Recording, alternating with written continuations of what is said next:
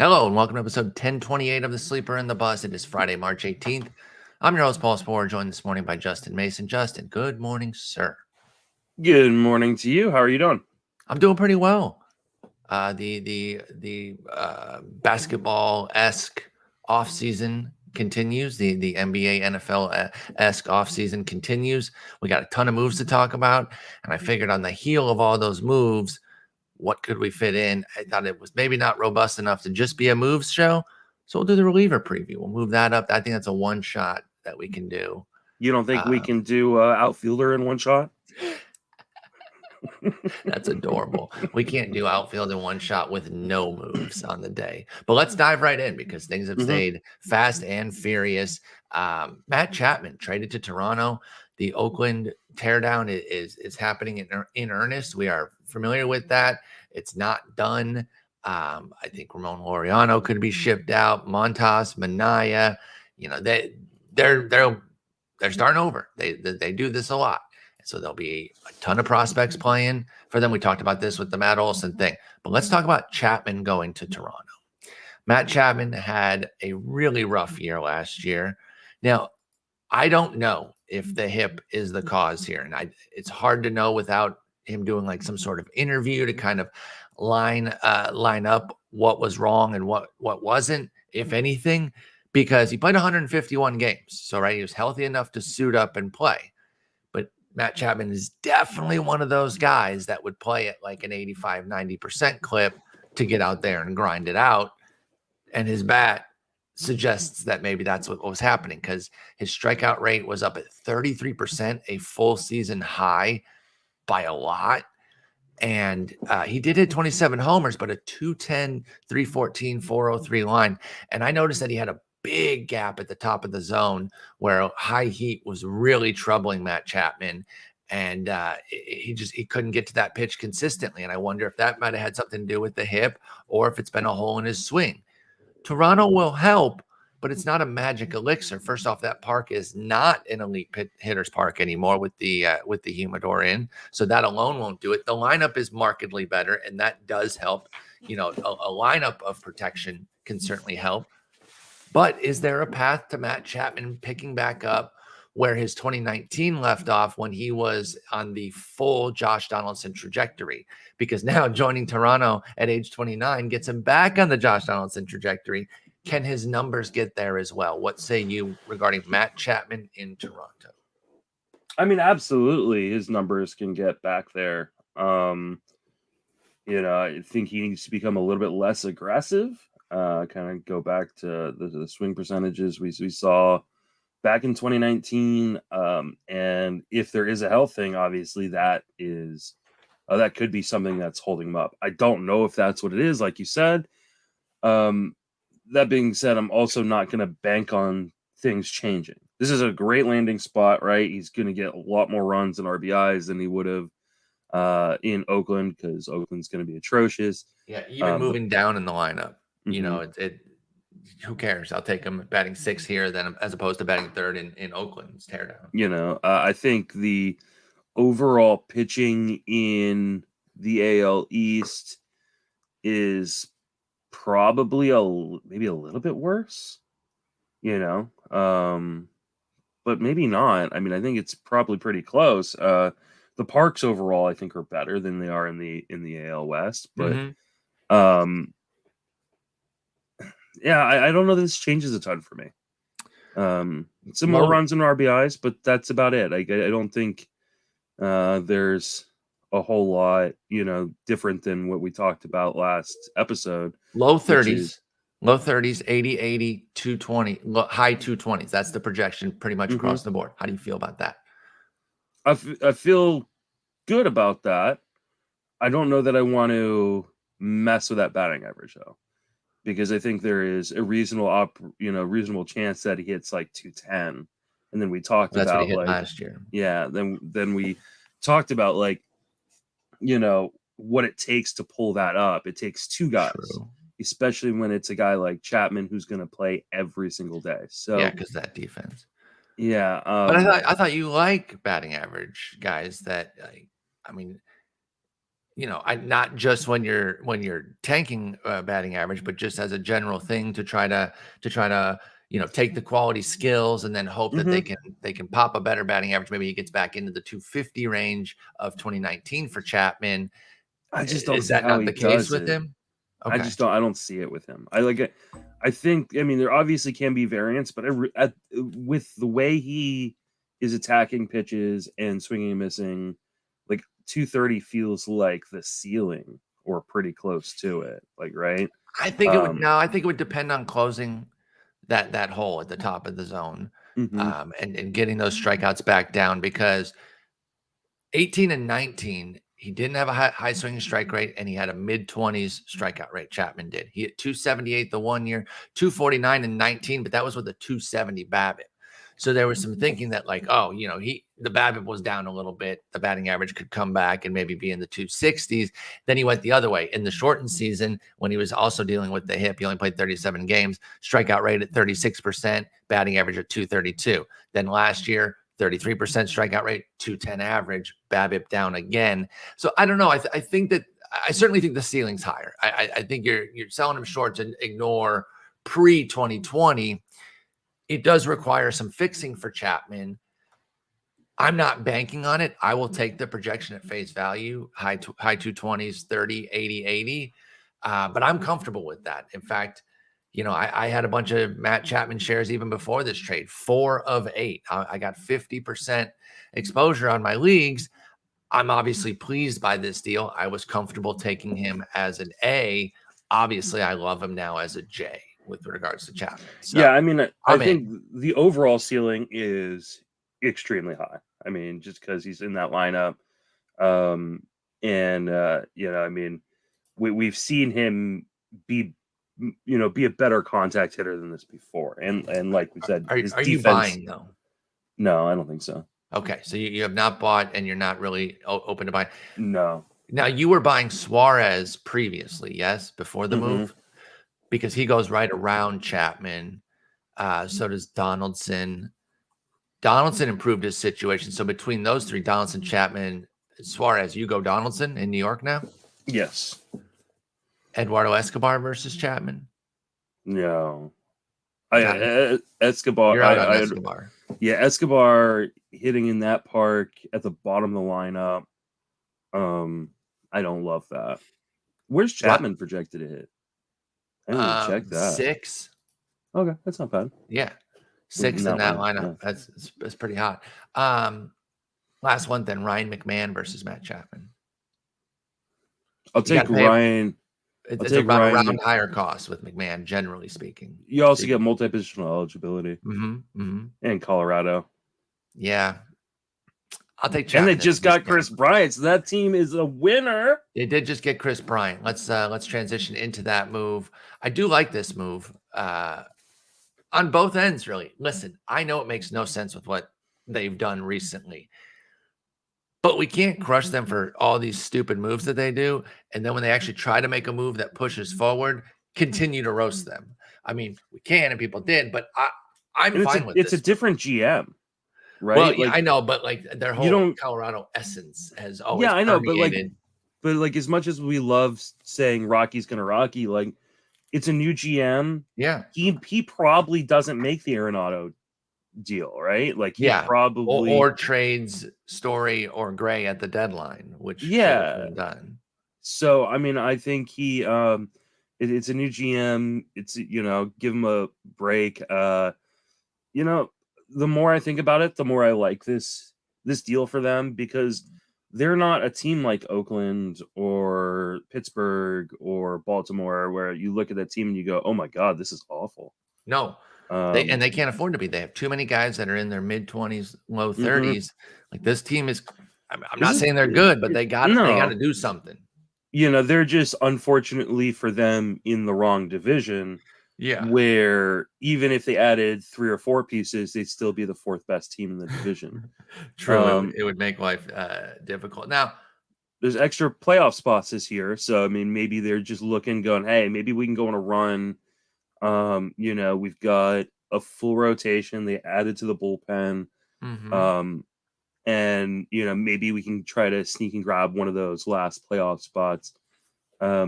So yeah, I mean, I like it obviously it's great for Bryant going. It's great for Bryant. So yeah, you've been pretty out on him. Oh yeah, obviously. Did you not see my tweet? Oh no. Let me pull it up, because this is obviously the best place that he could go. We know that. Mm-hmm. I don't see the projections raising that much. In fact, his home run output is like similar to last year's.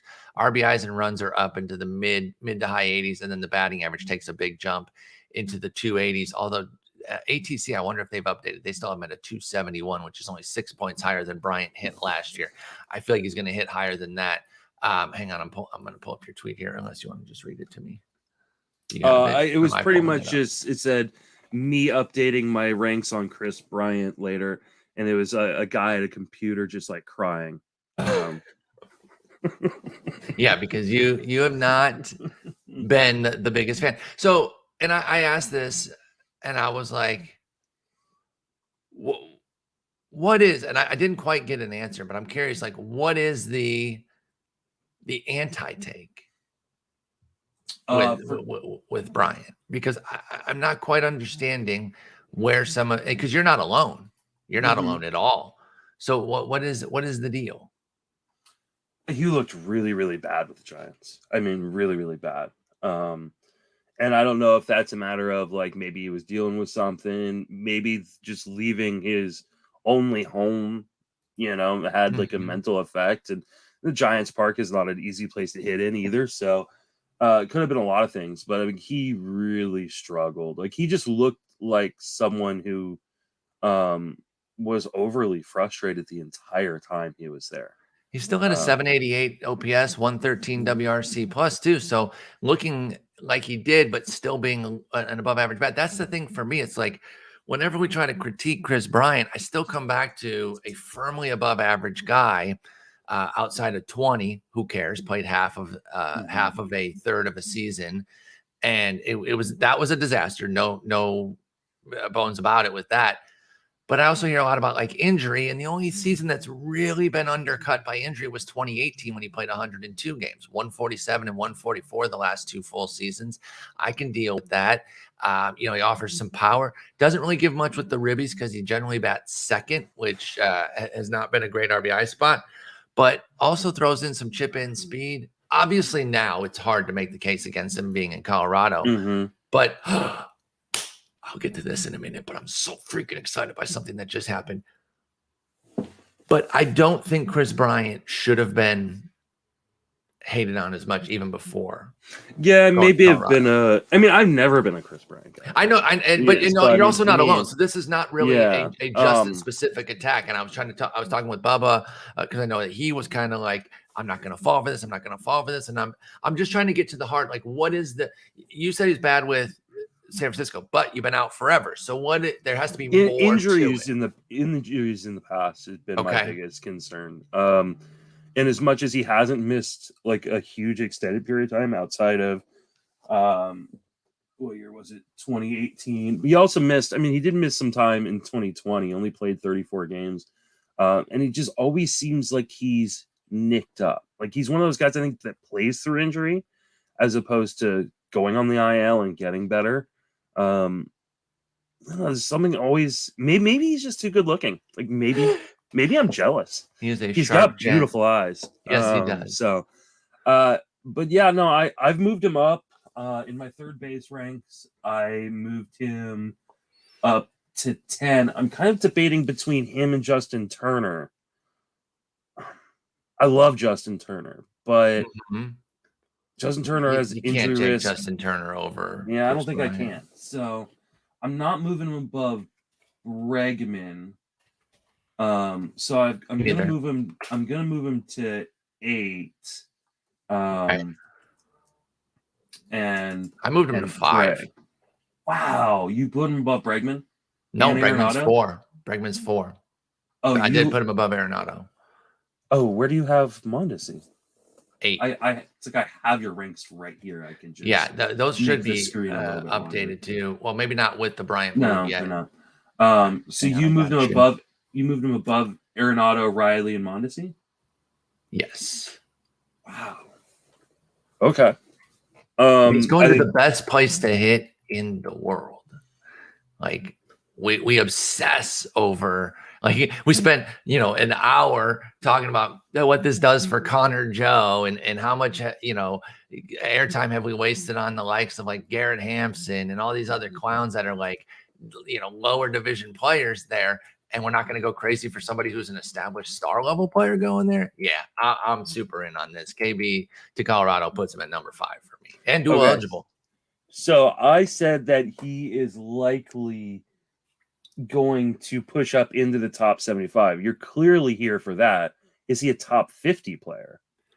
No, I think 51 to 75 range works for me somewhere in there. I don't know that I'm quite going top 50 because I don't think I have Bregman really. And I don't usually do like an overall. I don't either. I think overall rankings are. I just don't think they're valuable. They're useless. I had this discussion with someone who ended up subscribing to our Patreon. Appreciate that. And told him, like, I think that overall rankings are misleading. Yeah. And I think they end up telling people, hey, just draft off this list. Yeah. And that's not how you should draft. Exactly. I do positional rankings because if you just draft off a straight one list, you're going to look at the end of your draft and go, oh, this is awful roster construction. And you won't win. It's just, it's too hard to have like strong roster construction. I totally agree there. And that's why I don't like to do it. I think rankings by position is much more valuable. And so that's why I focus on that. So I moved Bryant way up. And you're at least more in now, and I respect that you saw that, you had to make a move. Sell me on. I can understand over Bregman. You don't even have him over Bregman. No, I don't have him over Bregman. Arenado. Sell me over Arenado. I mean, he's going back to Arenado's. Like he's going to be what Arenado was. Maybe not fully because he's not going to bat third or fourth for the ribbies. But he gets the benefit that Arenado used to have. We saw what that did. He will not be Arenado. Arenado hit like 41-20 was like his baseline with a big batting average. But Chris Bryant's already had good batting averages, career 278, going to the best place in the universe to hit batting average. I see the projections in like the mid to high 20s for his homers. Those have to not be updated. Actually, maybe what they are is that they have fewer games because they're in like the 130 to 140 range of games. But he's a 30 home run hitter now. I think he could score 100 runs again. And so, like 285, 30, 80, 90 with 7 stolen bases. How's that not great? It is great. As I just think like you take a quality player and you put him in the best environment that we've ever had. I'm in. Okay. Ooh. All right. I'm gonna move in front of Bregman. Okay. Who I had at 7. Now I'm gonna. And maybe I should do that, to be honest, too, because. Is the injury risk with Bregman? And there is injury risk with Bregman's wrist.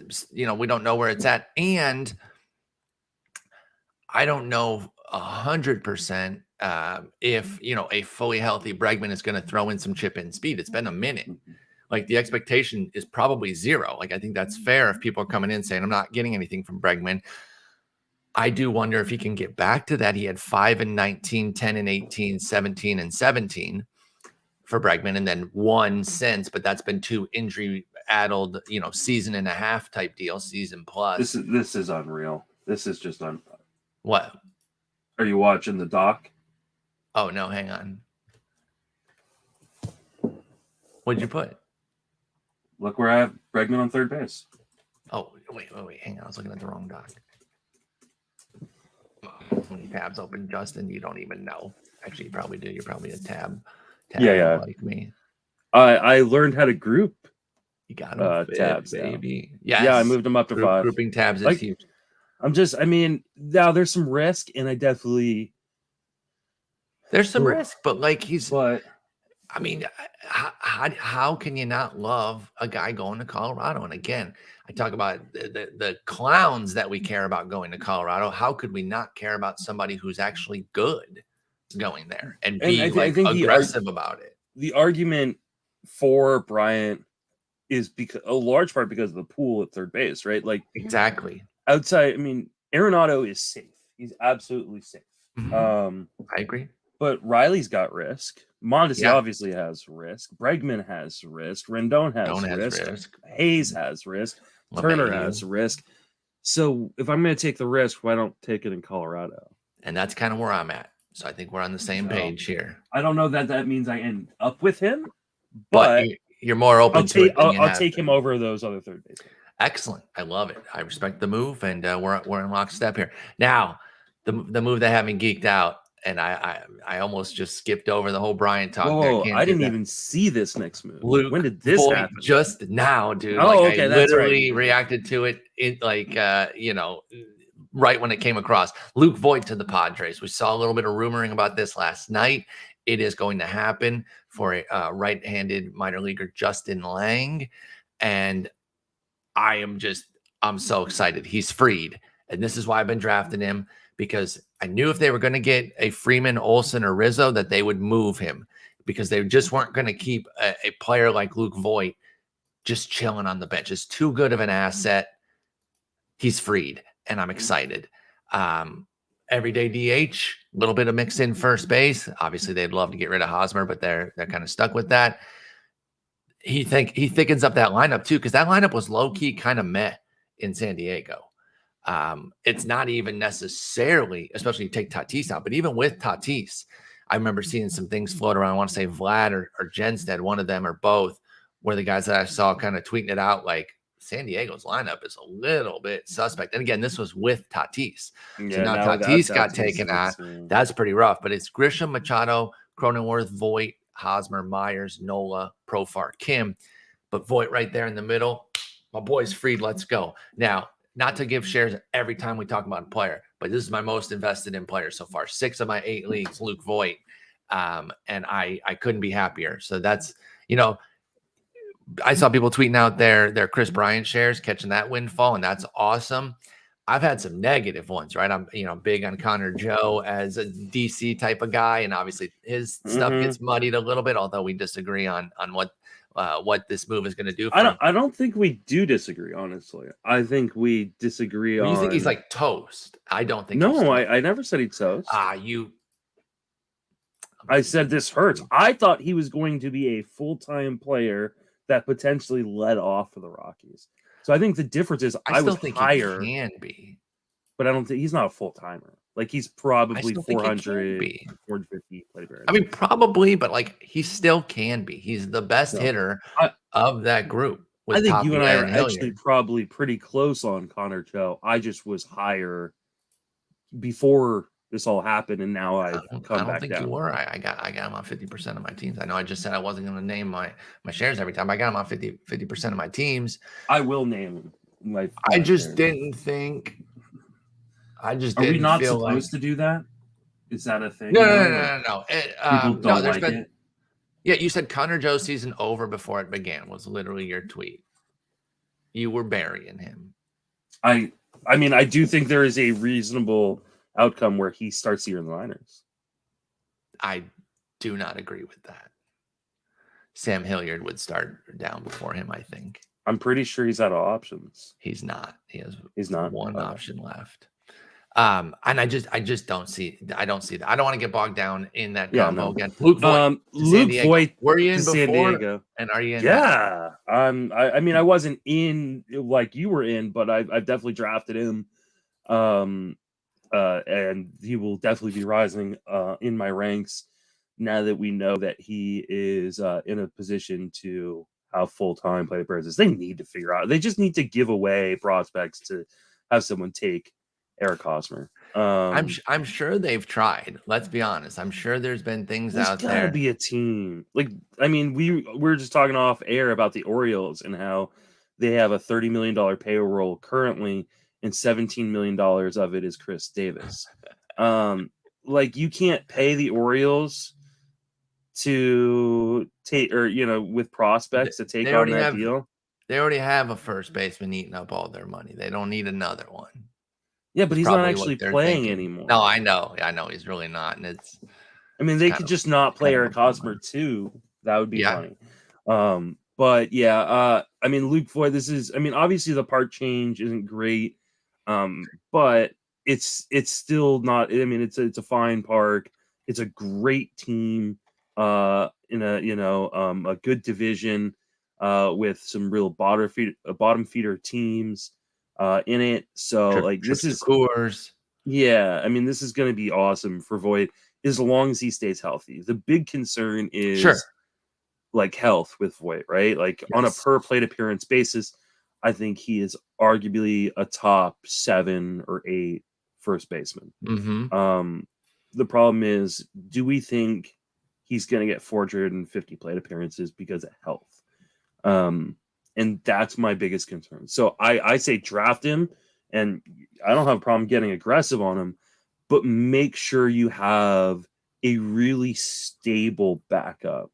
I mean, to be honest, I probably have him front loaded at first base even before I'm taking him, because I'm usually taking I've been in kind of the stud ranges on first base.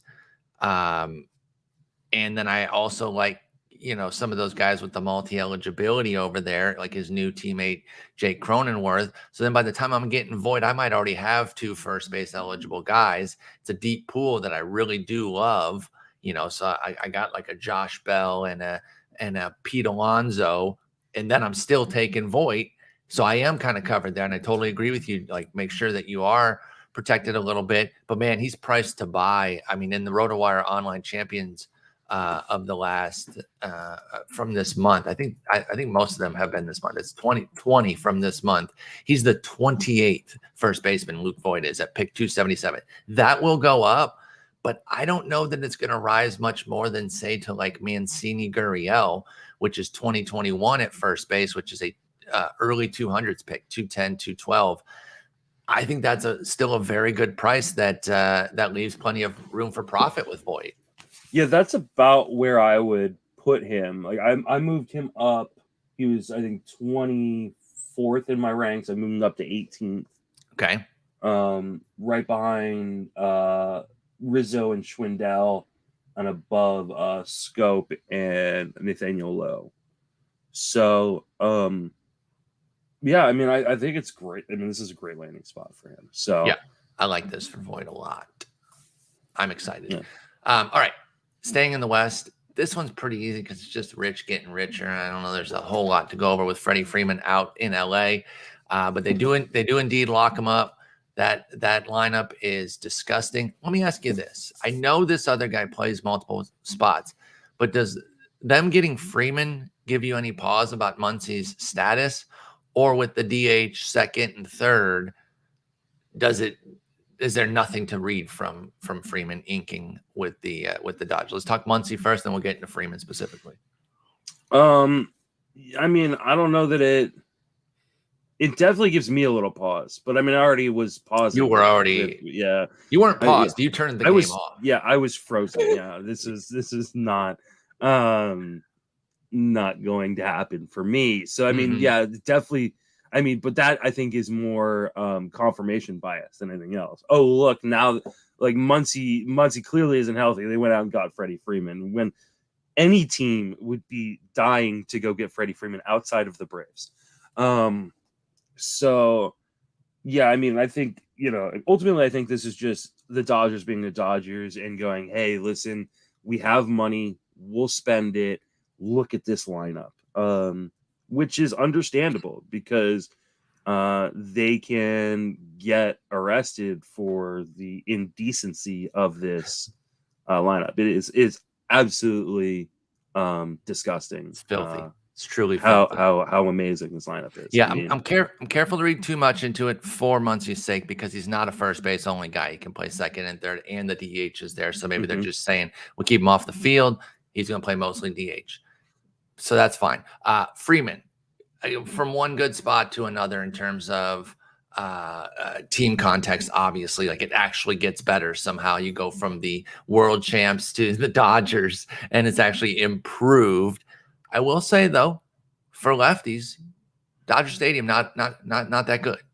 It goes from a 103 park factor in Atlanta to a 98 here. So it is a move from 8 to 20, but that's because there's a lot of ties at a lot of different numbers. So it's a 5-point dip.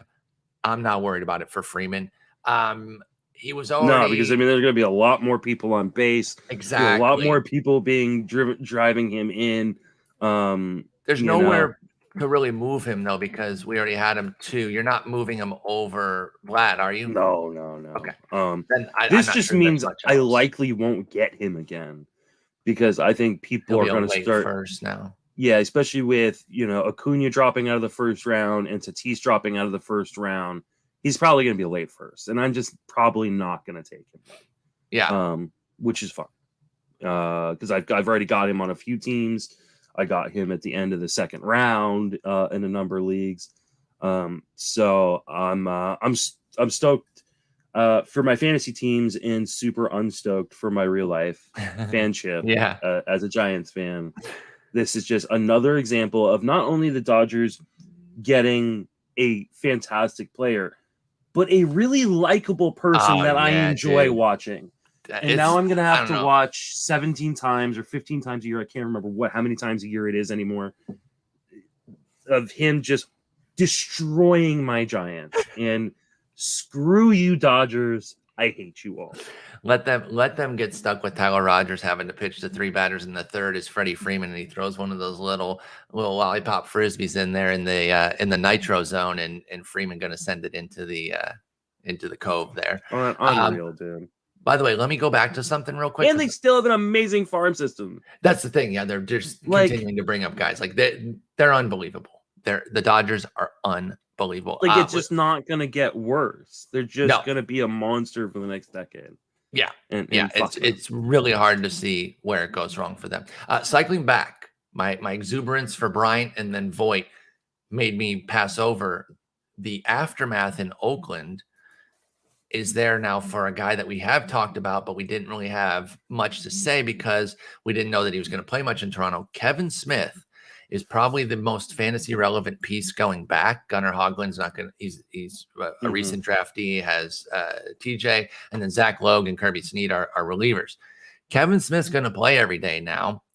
And it's guys like this and Pache and Langoliers and like Seth Brown that are going to play every day, which is why I don't think that they're going to be like some 110 loss team.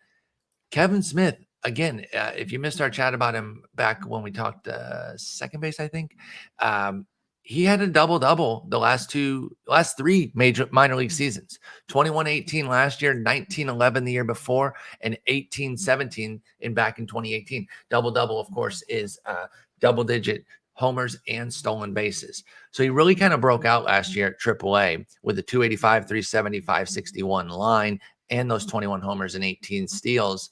That was only in 94 games for Kevin Smith. If he's installed at third base unencumbered, does he become a sleeper for you? Or I think he'll still maintain sleeper status, even with some attention being placed on him.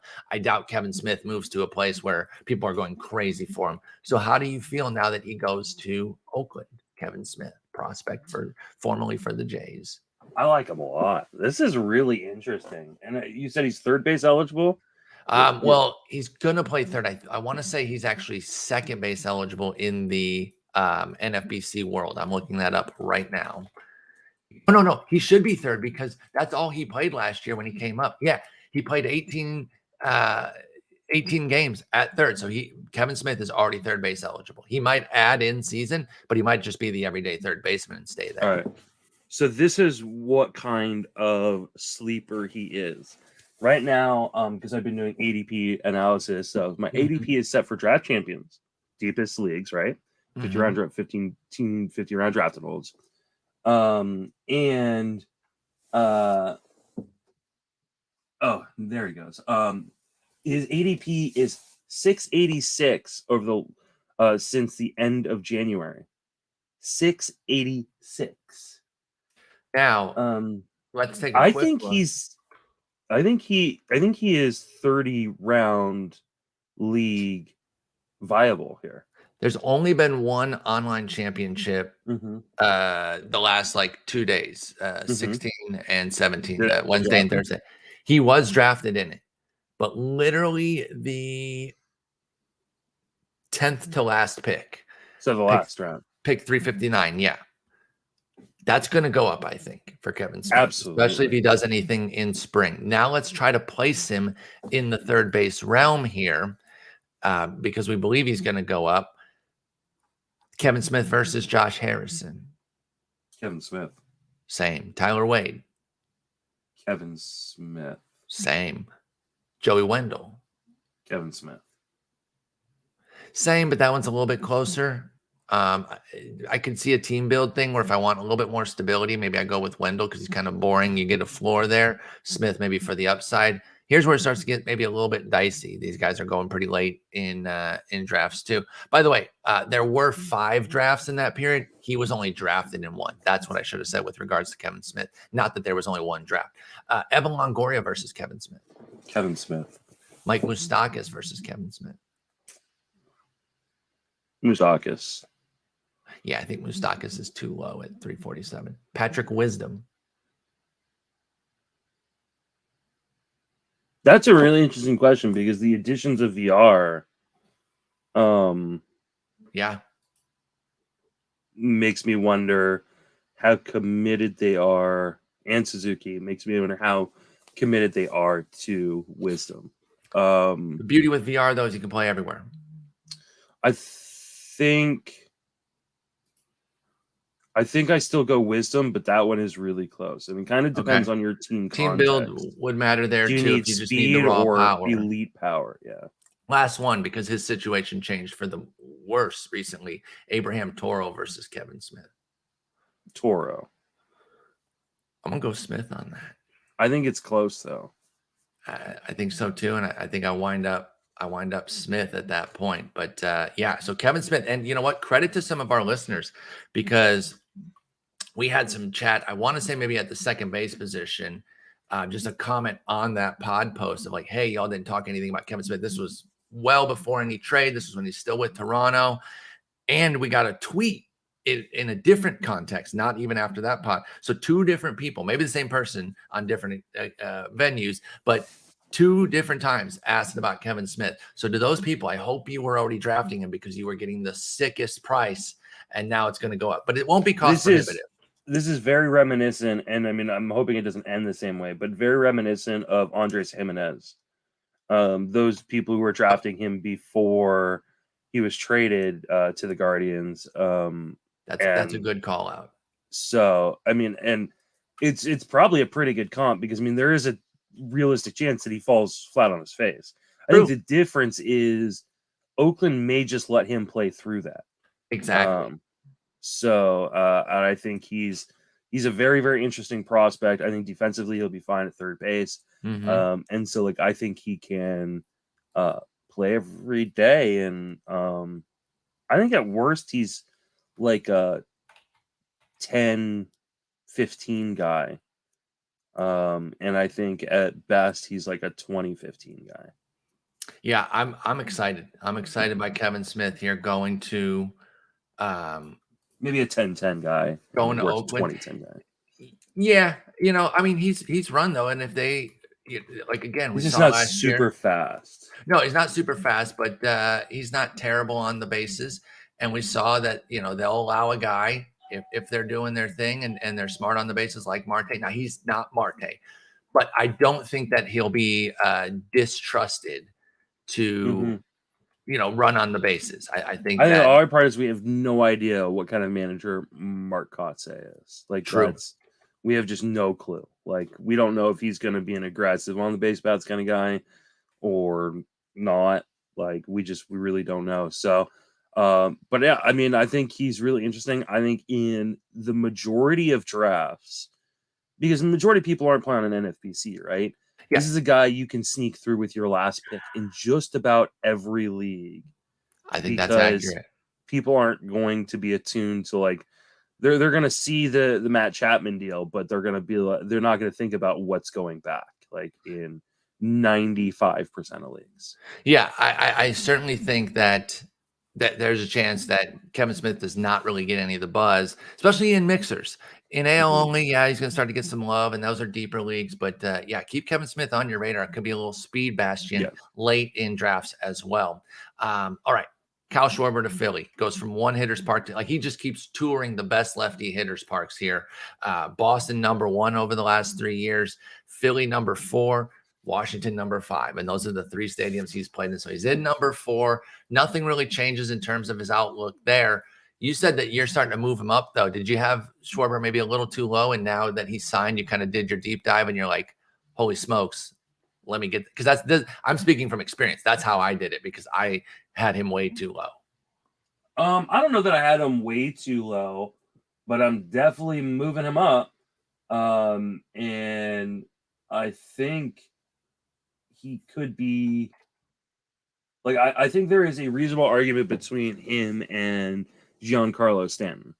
That's exactly who I moved him above. And I had Giancarlo Stanton 25th.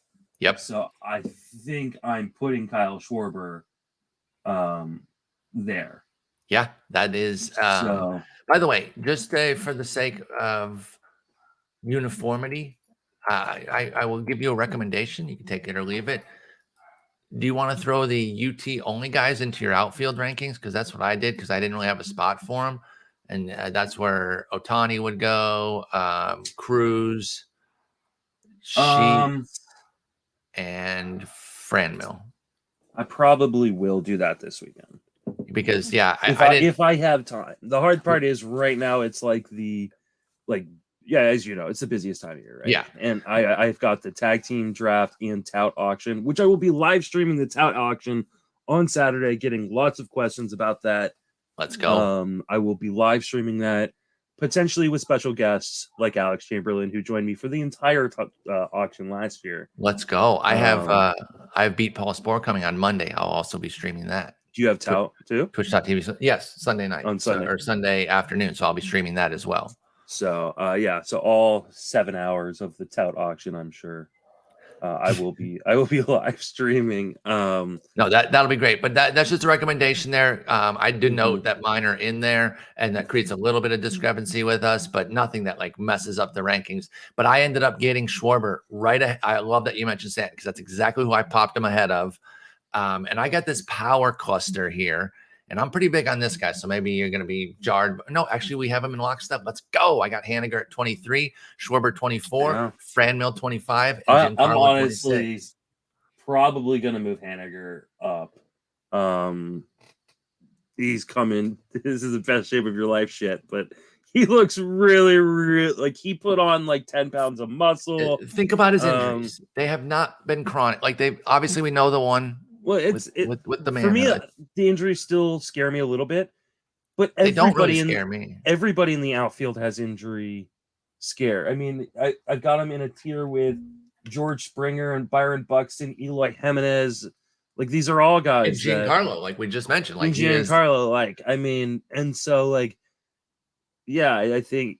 Do injuries scare me with him? Absolutely. But do they scare me any worse than any of those guys? Absolutely not. That's what I'm saying. So that's why I got him. And I got him in that power cluster. I got Schwarber up there. I love it. All right. Not a whole lot to analyze with Schwarber, because he just gets from one spot to the next. They're also great. I was just going to say, great shout out to the Catcher's Corner podcast, which is Eric Smolsky and Sammy.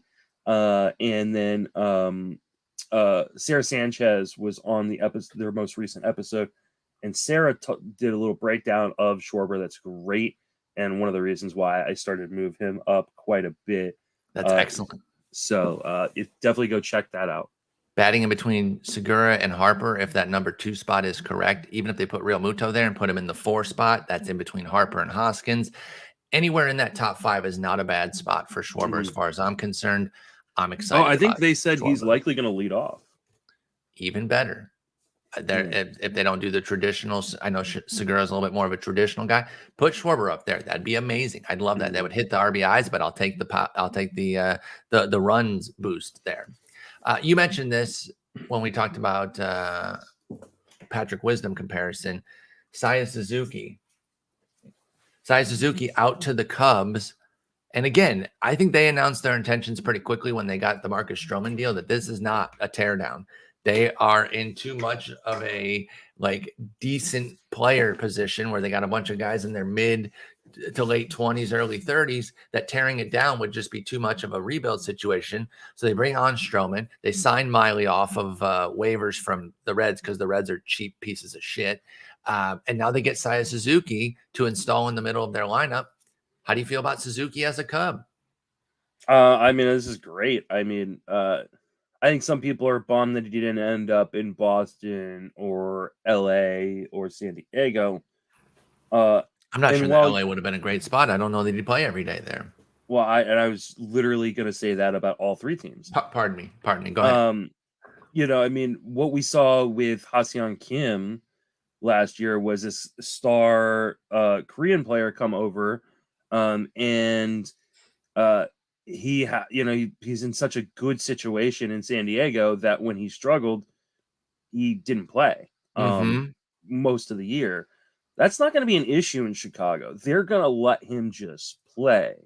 Now, this definitely muddies the situation. Again, go listen to this Catcher's Corner episode because Sarah is like plugged in on the Cubs. She writes for Bleed Cubby Blue. She talks about this, but he's going to play no problem. I don't have any concerns about him. I think he's going to be really, really good. Yeah, Suzuki comes over. By the way, let me just say, you mentioned Ha-Seong Kim, our boy. He comes over. Suzuki comes over with even a higher pedigree. He's coming off a 38 homer season. He doesn't maybe have as much speed potential as Kim did, but the batting average, the slash line, and the power, like the offensive production, is more impactful. And I believe that the Japanese Central League plays a bit higher than KBO. But I could be corrected on that if I have it wrong. So someone please correct me if I am wrong there. But Suzuki looks like he could be a G from day one. What are you kind of projecting for him loosely? I'm gonna say 27 home runs, 7 stolen bases. Oh, that is nice. What kind of batting average? 250. Okay, that's where the Bad X has him. They got him at 250, but with 18 and 8. Your home run projection is met by Steamer with 28, and they got him at 286. Steamer's what does the bat have for Suzuki. Plate appearances? 507 versus 545 for Steamer, so not really enough there to counterbalance the 10 homers. It's hard to project guys coming over from overseas, even guys that we've had here in the majors before, let alone somebody brand new. But there's a lot to like in this profile, and even acknowledging that Japanese Central League is not MLB caliber, but more of like a quad A or even a triple A comp. If somebody hit 38 homers, even at age 26 in triple A, you'd be excited about them getting called up. So I'm excited for Seiya Suzuki. I appreciate that. He dealt with the turmoil of the lockout and still decided to come over here. He could have easily said, no, I'll just resign and maybe try again down the line. And I'm open. I'm open to taking him. Do you have Seiya Suzuki anywhere? I don't think I do. And I'm really regretting it because I just moved him up like 30 effing spots in my outfielder ranks. In the last couple days, in the online championships, so that is a 12-team, with a 7-man reserve roster. So you make moves weekly, not the draft champions. He's been the 40th outfielder Suzuki has at pick 158 on average. How does that hit your ear? I have him as 43. So you're more or less in lockstep. You're right there. Right there with the market. Maybe 44 because I just moved Chris Bryant up. Yeah, so because I just moved Chris Bryant up in front of Giancarlo Stanton. Let's go. So yeah, I already had him up there, but I'm with you. Suzuki. I got him 45 right now, and I haven't even made a move yet. I think I might have him. I think I might put him at 40, and kind of be right there with that market. I'm gonna have him higher too. I think I need to. No, he's got to move above there. Gonna move above there. So you will be open to drafting Suzuki now, yes? Absolutely. Yeah, I'm gonna put him 39. Okay, so you're right there with the market. And who's he by then? That's going to be by Ian Happ, his new teammate? Yeah, he's going to move right in front. Well, Ian Happ's going to have to come down because he's nicked up right now. I don't think it's serious. But you're a little nervous? but I don't think he's going to be ready to start the season. Okay. I actually did not know that. So he had a knee scope. Okay. So I don't think he's going to be ready to start the season. So I think he starts the season on the IL. So he's definitely got to down move for that. Yeah. All right, let's continue on then. Anthony Rizzo back to the Yankees. This is a pretty easy one. Like, he was already there. We knew that they were going to get a lefty first baseman. It was just a matter of if it was Freeman, Olsen, or Rizzo. They end up going kind of the cheaper route. Now he's penciled atop the lineup. Do you think Anthony Rizzo leads off for the Yankees? And if so, how does that suit you? Or is he somebody that you're interested in? I know we've talked a lot about first base. Does Rizzo count amongst the depth that you're interested in? Oh, definitely. Did you just say he's going to lead off? That is where we have him penciled in on roster resource. That is Jason's best guess. I have not seen anything to confirm it, but what are you going to do? Put Isaiah Kiner-Falefa there, Aaron Hicks, Gleyber Torres? Like, who really fits there better than Rizzo? And Rizzo's an on-base god. I feel like he could handle it. He has some leadoff in his career. It's very minimal. I think it's been like, Joe Madden would stick him up there to kind of jumpstart him a little bit. Yeah, 66 games over his career. Most recently, last year, 5 games leading off for Rizzo. So he only let off 1 game for the Yankees last season, and it was on August 1st. Okay, so like shortly after they got him. So my guess is he's going to hit 2. Who's going to hit 1 though? Like, look at they don't have anything close to a traditional guy. So who's going to take that 1 spot? I don't think it's Gleyber. No. I think you give up too much run production to put him there. A guy like that is so good at it. I mean, LeMahieu? Oh yeah, we don't even have LeMahieu penciled in as a starter right now. I think it is LeMahieu. So wait, where? Okay. How do they not have LeMahieu penciled in as a starter? Because they got Torres at second, IKF at short. I still don't buy Isaiah Kiner-Falefa being their everyday shortstop. But I don't think Gleyber Torres is on their team. You think he gets moved? I think he gets moved. Okay. Well, then LeMahieu will be the obvious one. Okay. Are you moving Rizzo up? Or if LeMahieu is not an everyday player, I am in a lot of trouble. Oh, you have a lot of LeMahieu? Yeah, I do. I'd be pretty floored if he wasn't. I don't really see it unless they think that last year was more than just injury fallout. I don't see it. I don't really see how he's not an everyday player. Again, I don't buy IKF as the everyday starter. I'd rather put Gleyber Torres at short. I think, even though he's not good there. I don't care. I'm not starting IKF every day. That's wild to me. Like, that makes no sense. So I don't know. Does Rizzo move up at all for you? I kind of had him where I was going to have him. This doesn't really change anything for me. What about you?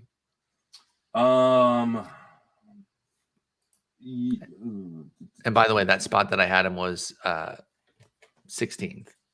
Yeah, I had him 16. I'm going to move him up to 14. Okay. I'm going to jump him in front of your Yuli Gurriel and Ryan Mountcastle. Oh yeah, I got him above those. Well, actually, wait. My Mountcastle ranking is not updated. Okay.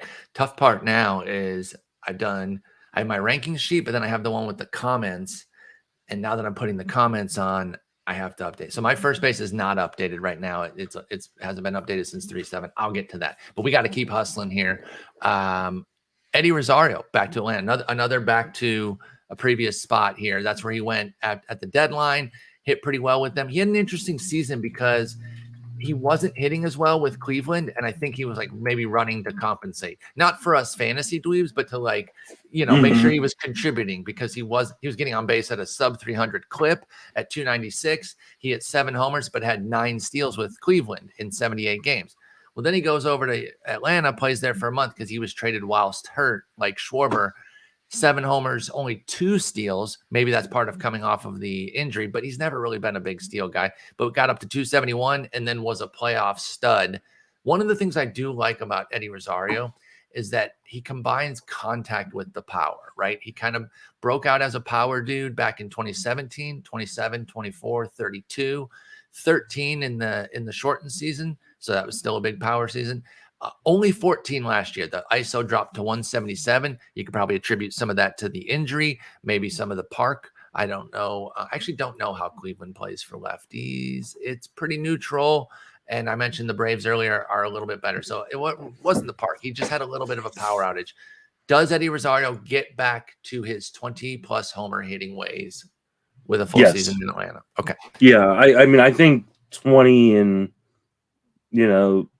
between 20 and 25 home runs, between 5 and 10 stolen bases is what I would expect from Eddie Rosario. With a good batting average, too. With a good batting. Career 275, hit 259 last year. I'm with you. Does he move in your rankings is the real question then? Or did you already kind of have him knowing? A little bit, but not much. Like 2 spots, I think I moved him up. I felt like he was going to – you looked at Atlanta and you went, look at that outfield. They need to bring somebody. Especially with Acuna not being there for like the first month. Yeah, and I assume they also will bring back Jorge Soler.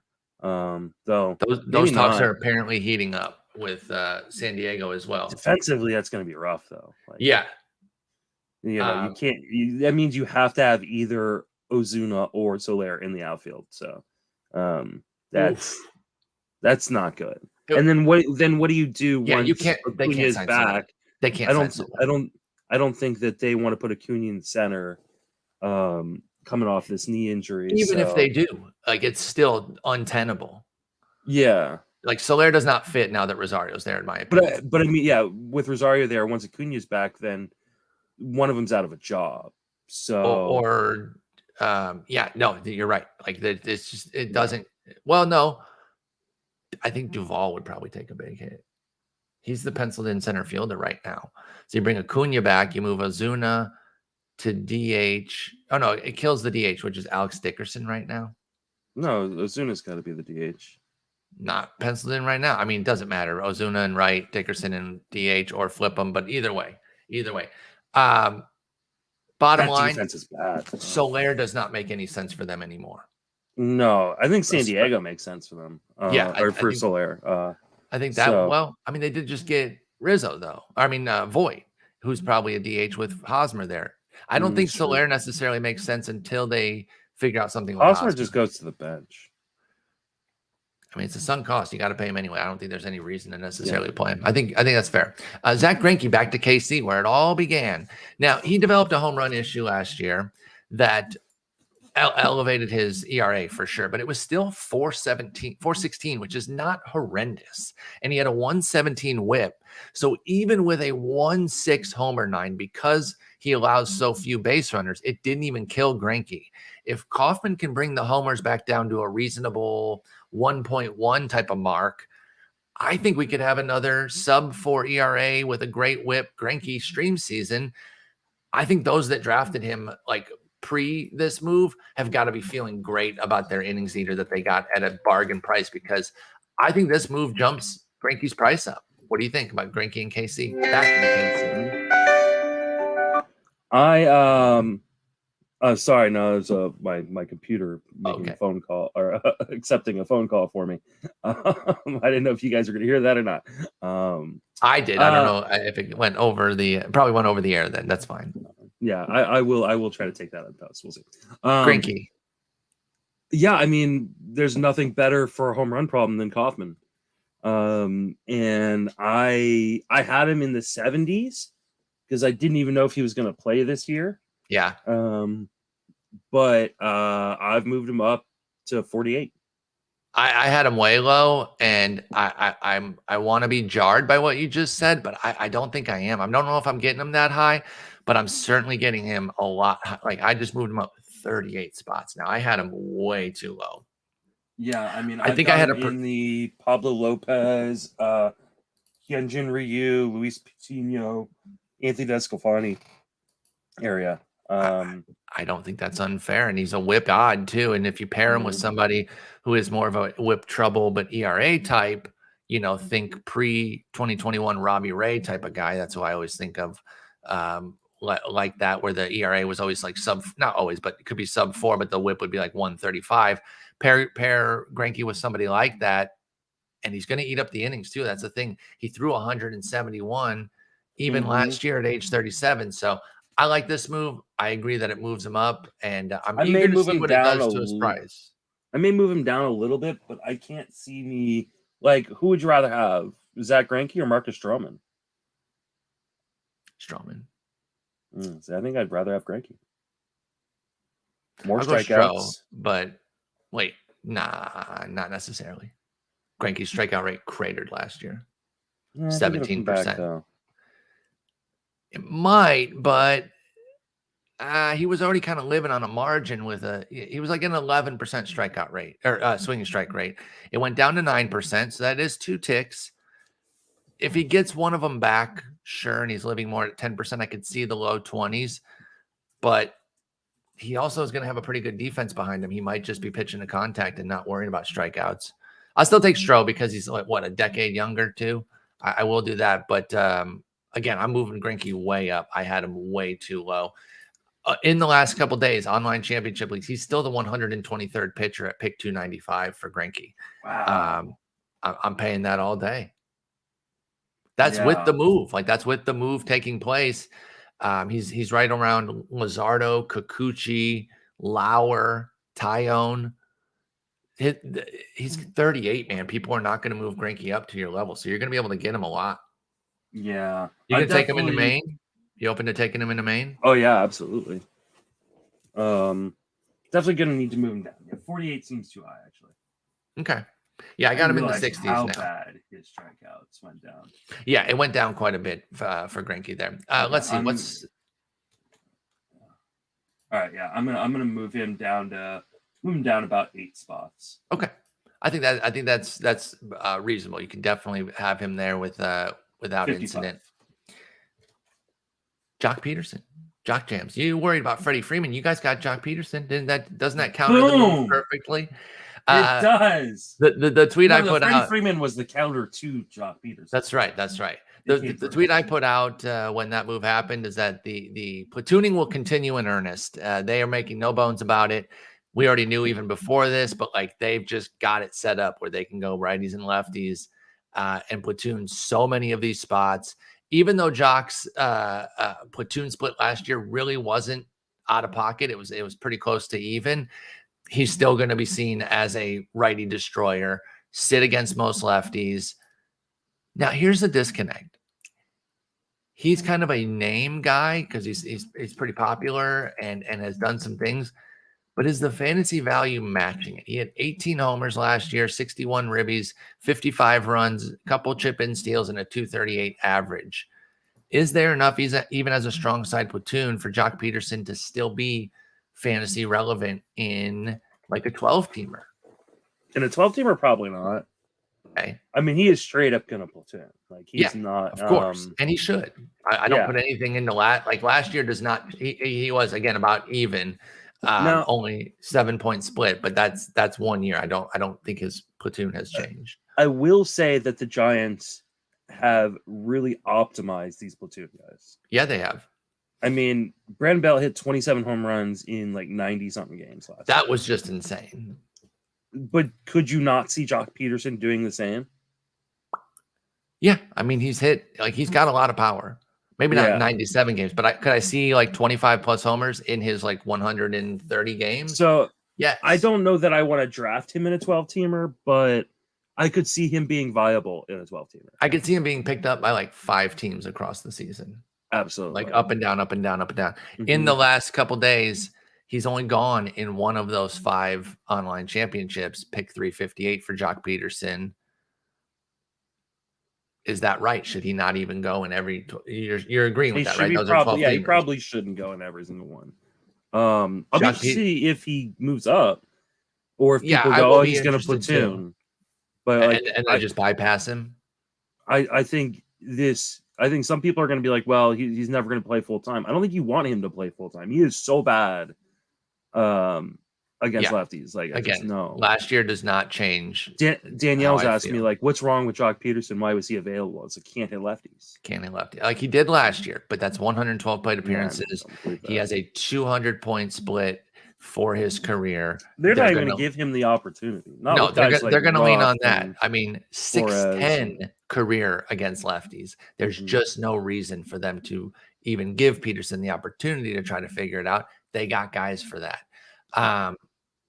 No team consideration. You don't necessarily need speed. Jock Peterson or Bradley Zimmer in a 12-teamer. Give me the upside of Zimmer. He was only drafted in 2 of those leagues. What about Sam Hilliard in Colorado? Same thing. The speed does not. Yeah, give me the upside of Sam Hilliard. Here's one. Because I can, like you said, I can pick up Jock Peterson off the waiver wire. Yeah. Like if Hilliard, with these swing changes that he's made in the offseason, comes in and he's making more contact and he's not striking out 35% of the time, he could be a monster in Colorado. Especially because he's gonna play. Because he's a center fielder and Connor Joe won't. I'm just kidding. By the way, that also just erases Raimel Tapia, who could take that center field job too. Also not very good. Neither of them are very good, which is why it was weird. Yeah, that whole outfield bearing Connor Joe. All right. We ain't got time for more. This is a fun episode. I know you got to run. Yeah. Good luck this weekend in Tout. This is a moves only episode. It ended up being that way. We cannot do the relievers. We will. There do the will relievers. not be a Sunday episode. Okay. Jason unfortunately can't record. So when's your tout? Is it Saturday? You said mine is Saturday. So is mine's Jason's Saturday morning. Okay. Mine is Saturday afternoon. So I'll be following y'all's on Saturday. But Jason and I are talking about getting together early next week. And before we leave for Vegas to do an episode strictly on tout. Both of ours are OBP formats. We've had some questions about, hey, can you do something on base percentage? Yes. And I don't want to I just don't want to do like an episode of this guy improves on base percentage, this guy improves. But I want to talk about like how you construct your roster differently in an on-base percentage league as opposed to an average league. Because if tout was an average league, I'd be absolutely punting batting average. Yeah, without a doubt, it's a standalone. But you can't punt on base percentage. No, because guys that don't get on base are also obviously affecting your runs and likely stolen bases too. So good point. So I think it'll be a fun conversation. I'm hoping to get that figured out before I leave for Vegas. Because once I'm in Vegas, I'm just like shutting the world out. Yeah, let's also talk because maybe we should try to get 2 episodes in before we go. We can do that. I know we're both night owls. We might require a night crunch where we kind of do because we still have reliever, outfield, and starting pitcher. Yeah. We'll figure it out. So let's talk and see what's up because I don't want to. A lot of drafts are going to be next weekend, and I'd like to get. It will not be easy, but maybe we have to do some. We could also do an episode in Vegas. We can. You and I could. I just don't carve know out time, but I just don't know because the thing of it is, if we'd probably have to save the reliever for that one because that's going to be the shortest of the 3: outfield and starting pitcher. Those are usually multi-eps, but we might actually have to really keep each other on task and be like, okay, the top guys we're barely going to talk about. Like, I'm not going to do a whole rundown on Garrett Cole. Let's move forward. We will cover them, but we will be quick on those thoughts and then get into the meat where people can really win the leagues with those mid-tiers. So we'll talk about it offline. But yeah, this ended up being like there's just so many moves, and Luke Voight gets moved to add to it, literally 10 different moves to discuss. So we'll talk relievers, outfielders, and starting pitchers. We'll get it figured out. Justin, you have a great weekend. We'll be talking offline. Good luck in tout. Take it easy.